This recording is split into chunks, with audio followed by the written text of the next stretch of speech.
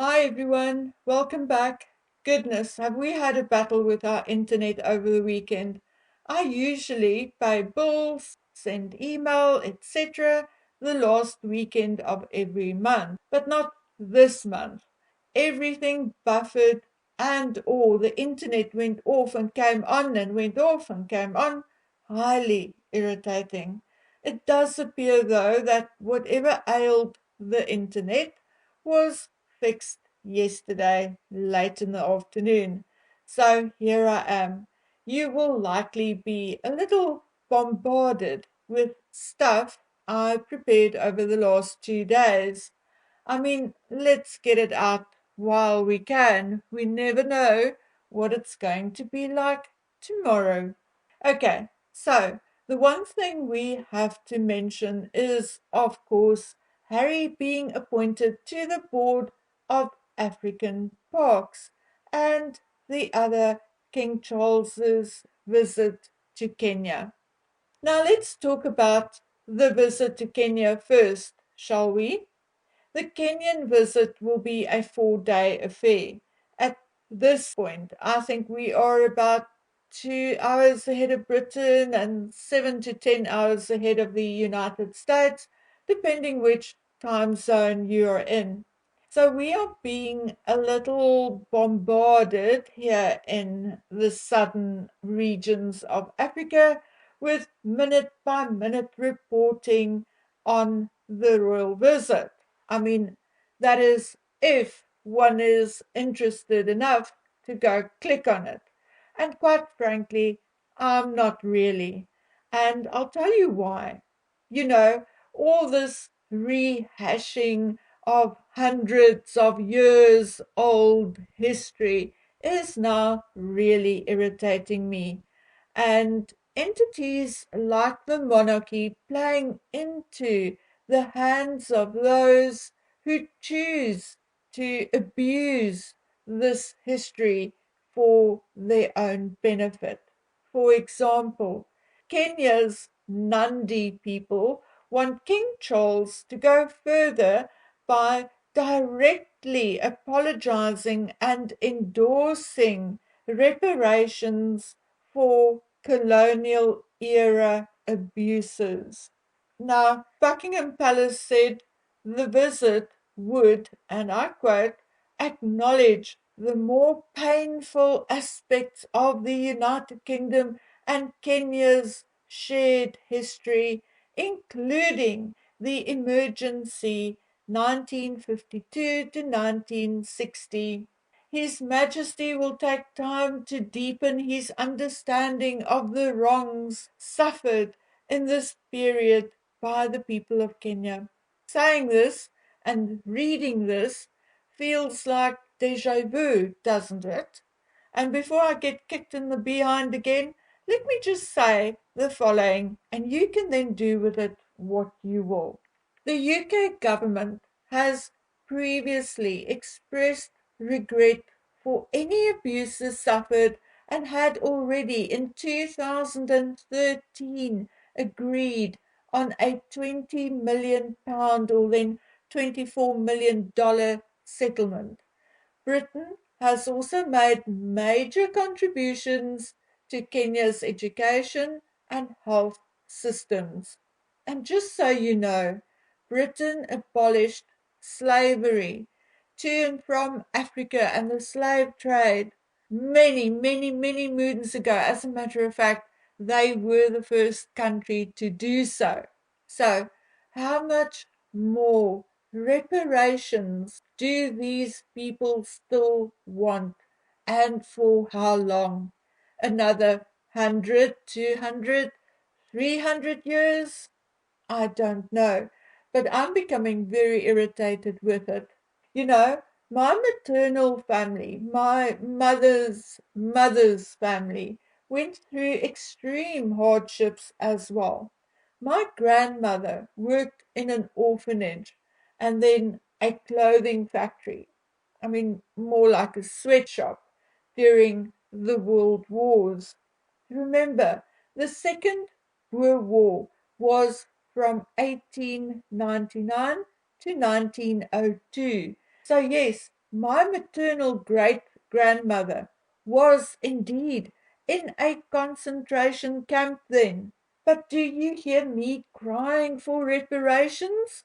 No, because we moved on and forged our own roads ahead. My great grandfather on my father's side was a Scotsman, and he married a Boeremeisie. And so did my grandfather, and then my father. And with this mixed European ancestry, we became Africans, South Africans. But having said this, maybe I'm just stupid.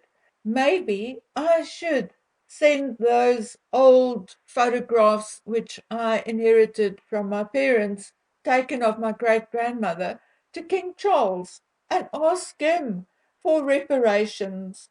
Maybe a few hundred or a few thousand of pounds can buy me the comfort my great grandmother did not have as a result of the Boer War.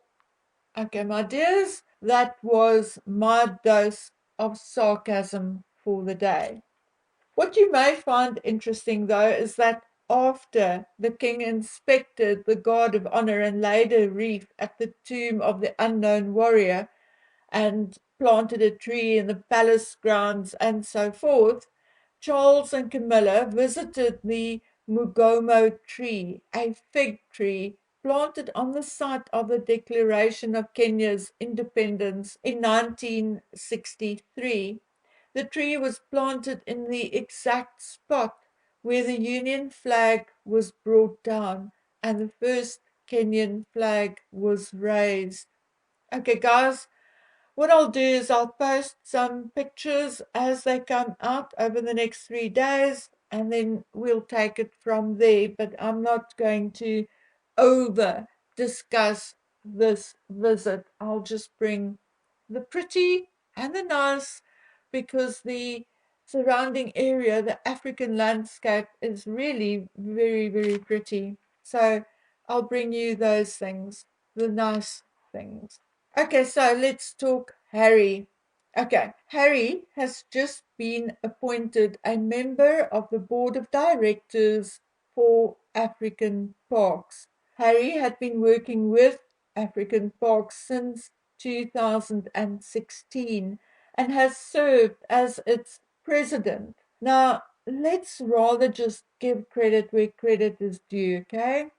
African parks work across borders in parks such as Akagera National Park and Bazarutu National Park, etc., etc., and countries such as Rwanda, Mozambique, Chad, Congo, Angola, Zambia, etc., etc., and of course South Africa. It is a non-governmental, non-profit organization. Now, as strange as it may sound now, Harry was indeed very, very popular and well loved in some of these countries and places. African Parks offices and senior management are situated in South Africa. Now, I see some people are making some snarky comments saying that Harry was demoted from president to a member of the board. Well, not quite. Maybe in title, but not in rank. You see, president of African Parks is just an honorary title, and every now and then Harry showed his face or entertained some VIPs on behalf of African Parks to solicit some donations, etc. For instance, when he co-hosted United States officials on a tour in Zambia, Mozambique, and Rwanda in August 2022, remember? He also narrated a re-release of African Park's Hope Starts Here video for Earth Day in 2021, and so on and so on. But as member of the board of directors, he will actually be involved in the governing body and management of the organization.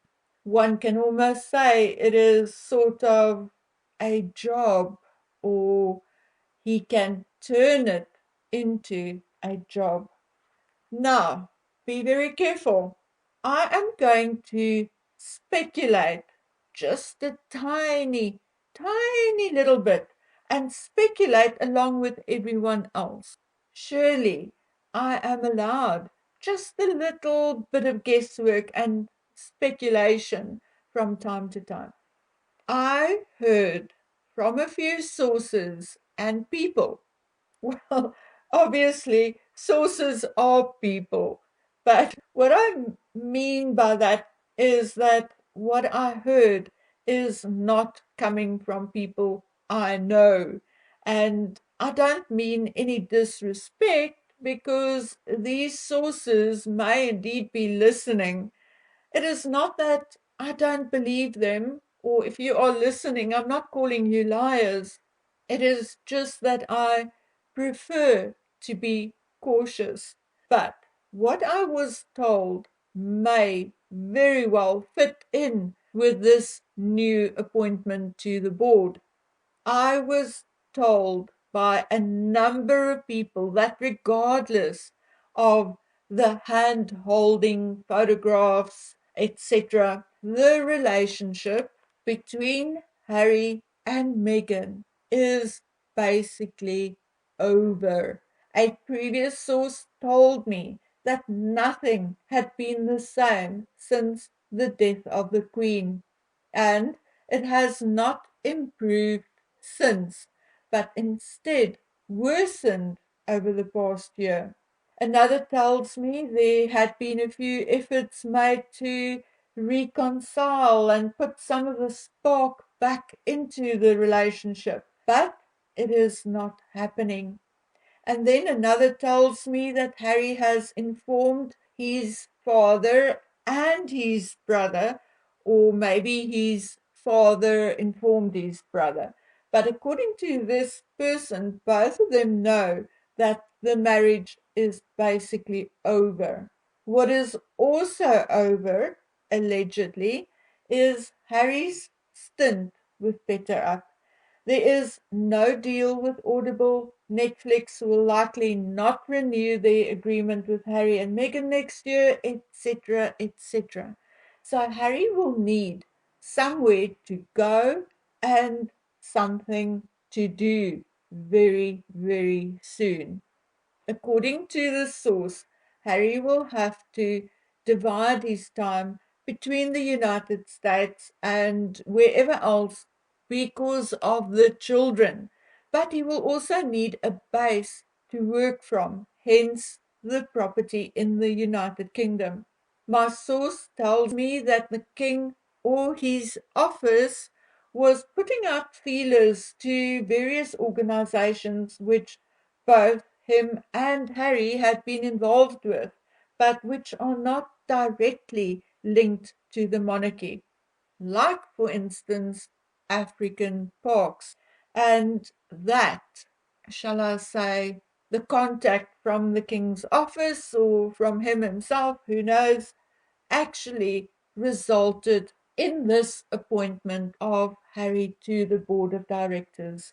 I'm told that very soon we will be informed that Harry will split his time between the United States of America, the United Kingdom, and Southern Africa. I was told about King Charles's 5-year plan for himself and Harry, and although I cannot vouch for this information, I can tell you that my source says that it is King Charles's hope that Harry can work himself back into reintegrating back into royal life. According to the same source, the king's plan does not include Meghan Markle. Another person, the one who told me the relationship has not been the same since the Queen's death, also told me that the split will be announced early next year. And I just quickly want to add that this lady has been telling me that she has been telling me that the actual split will be announced sometime between January and April next year. So why is she saying that? I don't know, but we'll soon see whether she's actually right. She also tells me that although lawyers had been involved in negotiating the terms of the split, there is no talk about divorce yet or at all at this point in time. She's also a little concerned though, because although she assumes that the children are part of whatever was negotiated, Megan is allegedly now almost permanently based in Beverly Hills near William Morris Endeavour and her business manager and lawyers. And when Harry takes off for Africa and the United Kingdom, who is going to stay with the children? Anyway, guys, like I said, I cannot vouch for this information, but it certainly sounds realistic, doesn't it? Okay, guys, I'll be back as soon as I can. Until then, please take good care of yourselves and each other. And I apologize for the new accent, but I have a blocked nose due to hay fever. Yes, it is the season. Okay, guys.